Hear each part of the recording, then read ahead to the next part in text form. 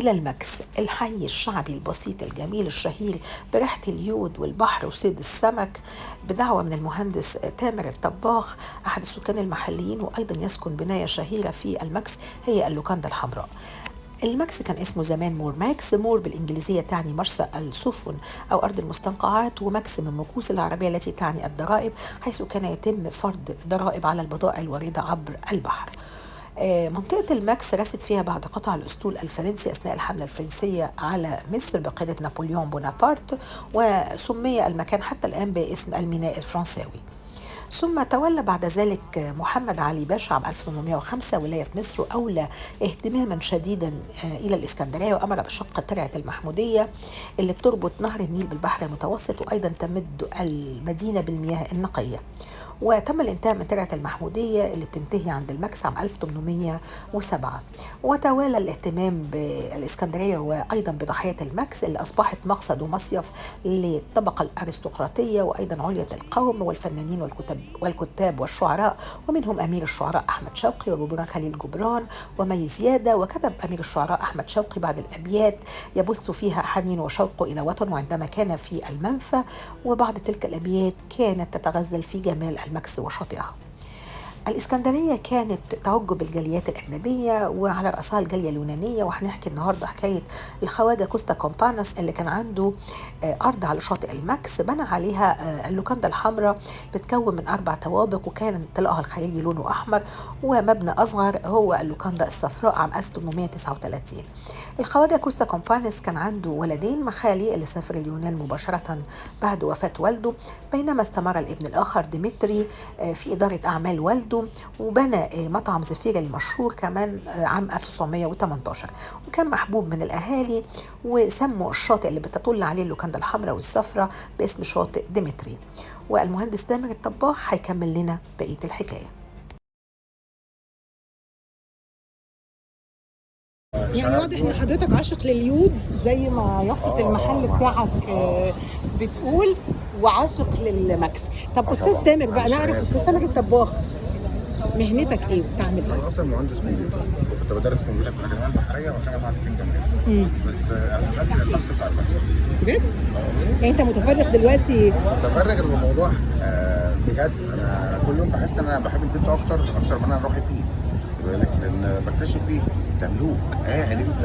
انا اي حد على فكره بتحدى اي حد حاليا، عامل تحدي عالمي اللي يجي يشوف المكان ده يقعد فيه هيحس ان في حاجه روحها غريبه.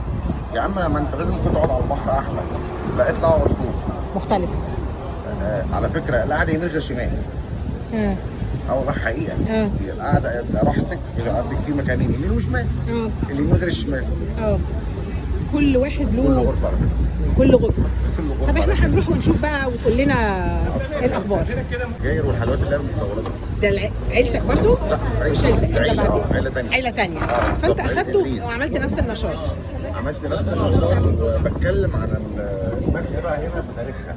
كنت عامل التصميم بتاع طب معلش فرجني بقى كده، وريني بقى عامل ايه؟ انا لفيت 360 درجه. شوف المحل، انا جايب لك من اول الفنار لحد ما اجيب لك اللوكاندا واجيب لك بقى اساس الماكس، اهالي الماكس. طبعا انا حاطط رسالتي. ليه حضرتك ايه؟ عامل رسالتي ان هو في اول المحل. الرساله دي موجوده في رساله ثابته في مشروع الفيلم الوثائقي اللي اتعمل اسمه هنا الابواب لا نعيشها. فيلم ده خد 10 سنوات على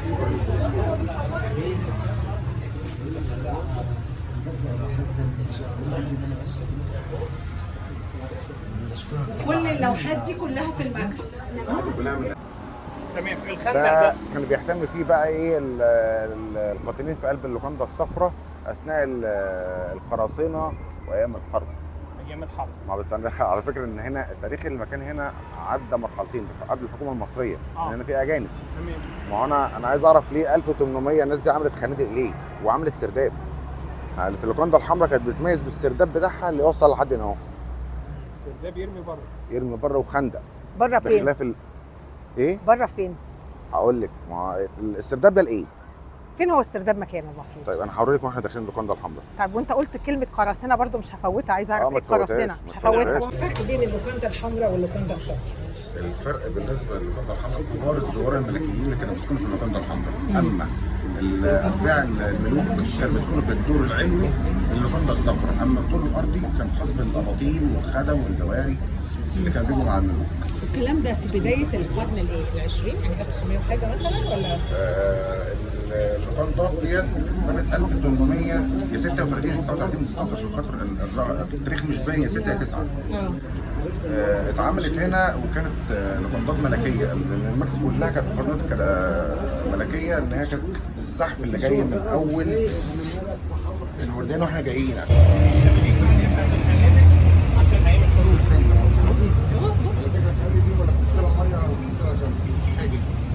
يا سلام. يعني طب ومحدش ده محدش سكن في البيت ده بقى؟ ده تبع الشباب ده حاليا. تبع ايه؟ ده تبع الشباب ده اسمه نادي المجد. ده كده نادي الماكس؟ وفي ناس بني ادمين بيدخلوا تحت ولا؟ على فكره انا عشت هنا في المكان ده كتير، كنت بلعب بيه كده. هو ليه مدخل يا دكتور من بره بيقول لك؟ ليه مدخل؟ ليه مدخل؟ بس هو دلوقتي مغلق خالص. ما هو مغلق لسبب ان هو الفكر اللي مسؤول عنه نادي المجد، فيه مسؤولين من شباب الرياضه اللي بيجي يفتحوا يعملوا مثلا اللجان بتاعتهم. ما بيجوش كتير. المقر هنا بقى ضعيف للنادي. فمغلق وزي ما احنا شايفين حالته صعبه. لك ما بتقلقش مثلا من البلكونات دي كده؟ شايفه الحجر القطر دوت، قضيب القطر. قضيب القطر. على فكره القضبان دي بتشيل البلكونات، دي حاجه. تمام. انت تعرفي ان المستوى ده فيه 8 قضبان قطر. يعني انت مطمن؟ مطمن. معمول على اعلى مستوى هندسي، يعني مش بيحتاج تعملوا له صيانه ولا حاجه؟ الصيانه اللي انت شايفاها الترميم والحاجات الخارجيه بس. هو ده محتاج ترميم بس. طب نعرف انت ساكن في انهي دور؟ انا اهو الدور ده اللي فيه الصيانه، اللي فيه الشبابيك، اللي فيه الشبابيك. هتلاقي الدور ده احسن مستوى انا ساكن فيه، حتى عامل الحاجات اللي لما نطلع فوق هنشوفها بالنسبه للطراز البحري. عايزين نشوف عادي في الممر والخندق اللي انت بتقول عليه يا استاذ. كان هنا اهو.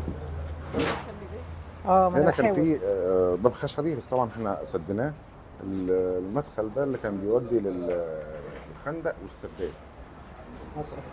كان هنا وموجود، هو موجود حاليا، بس احنا طبعا كل ده مترمم عليه بالاسمنت. هنا كان في الوجه كان هنا في ارج. الارج ده كان بيوصل للمطعم بتاع اللوكاندا. ما كانش شقق. عينيك انت هتجيب زاويه ثانيه دي. السلام عليكم. ايجابيه، لا مؤاخذه ايجابيه. يلا بينا. لا مؤاخذه يا جماعه. لا مؤاخذه ايجابيه. كده.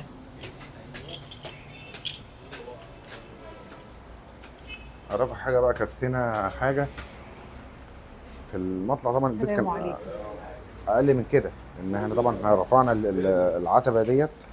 هتلاحظ هنا كان في سلالم هنا اهو للسور ده. طب هنا كان الشقه بمدخل الشقه، البيت كان ارضي شويه، يعني احنا ردمنا. كان في رخامه مضيئه، الرخامه دي موجوده في مركز الثقافي السويدي. لما جالي حد فلا موجوده، بس طبعا اتردمت. طبعا الاهالي الناس كانوا زمان لما كانوا عملوا صيانه للبيت الخشب، ان كل دوت كان خشب. طيب طبعا هنا اهالينا كانوا بيهالوا الصيانه بالحاجات الخشب والبركيهات. ده بالظبط. ده ايه ده؟ زي منظر. منظر. ما هي مبنيه على الطراز اليوناني والاسلامي. تمام.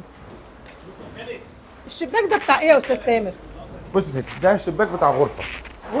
وده الشباك بتاع غرفه. على فكره النور ده يخدم يجي، عشان كده انت كنت بتقول الشبابيك اللي بره اللي هي معموله باطل هنا.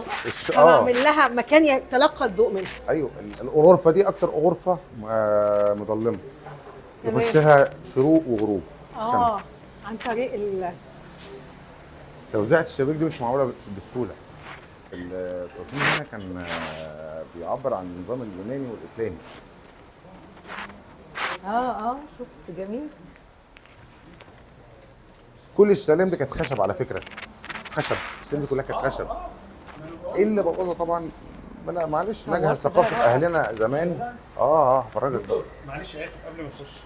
بعد اذن حضرتك. اتفضل يا فندم. اليد القديمه دي كان عندنا واحده بس سرقوها. طبعا احنا كنا خايفين مش كده ولا ايه من كنا وبعدين؟ لا انا عايزه كده، انا جايه عشان تقعدي هنا. معلومه تانية بقى دكتور قالها لي استاذ تامر على الصخر ده. الصخر ده بقى ايه يا استاذ تامر؟ قول للدكتور بقى. كانت قعدة مين على الصخر؟ احمد شوقي. الصخر ده احمد شوقي وجبران. جبران خليل كوكا. جبران. وعباس العقاد. بيقول لك كتبوا. زيارتنا وجولتنا في اللوكاندا الحمراء أو في أحد الوحدات السكنية في اللوكاندا الحمراء اللي فيها المهندس تامر الطباخ. ورغم الحالة المتردية للمكان وانعدام الصيانة، لكن كنا مبسوطين جدا بالمناظر الجميلة والحفاظ على المكان بقدر الإمكان كما هو على حالته القديمة. أمام اللوكاندا الحمراء في شط اللي هو شاطئ ديمتري،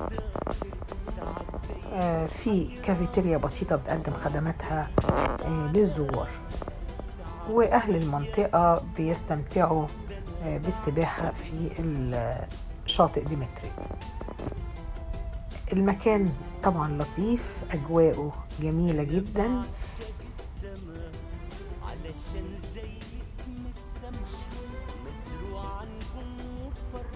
المبنى مسجل مبنى أثري، فات عليه حوالي 200 سنة دلوقتي.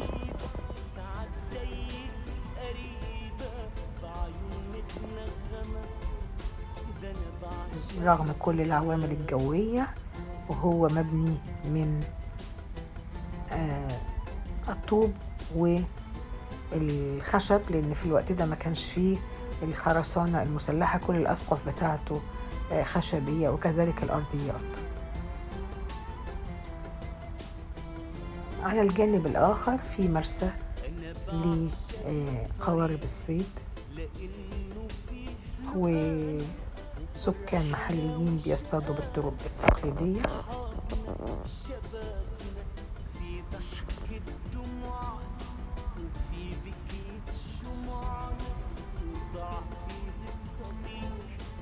وفي أقصى الشرق في الفنار، فنار الماكس العالي وفنار الماكس الواطي اللي هو اتبنى سنة 1905. وعرفت ان في مشروع صدر له قرار من مجلس الوزراء بنزع ملكية بعض الأراضي في المنطقة للمنفعة العامة لصالح تطوير مشروع ميناء الإسكندرية الكبير. هيكون في ميناء الماكس في الوسط، وميناء الدخيلة من اليسار، وميناء الإسكندرية القديم من اليمين، عشان يكون ميناء الإسكندرية أكبر ميناء في حوض البحر المتوسط، بيقدم خدماته البحرية واللوجستية لمختلف خطوط الملاحة. وقريبا يمكن خلال سنوات هتتغير هوية المنطقة بالكامل، وهتصبح داخل ميناء الإسكندرية.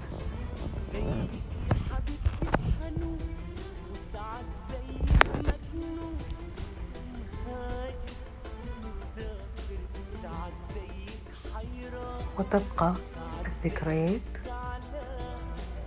وتستمر وتعيش بيننا. دمتم بخير.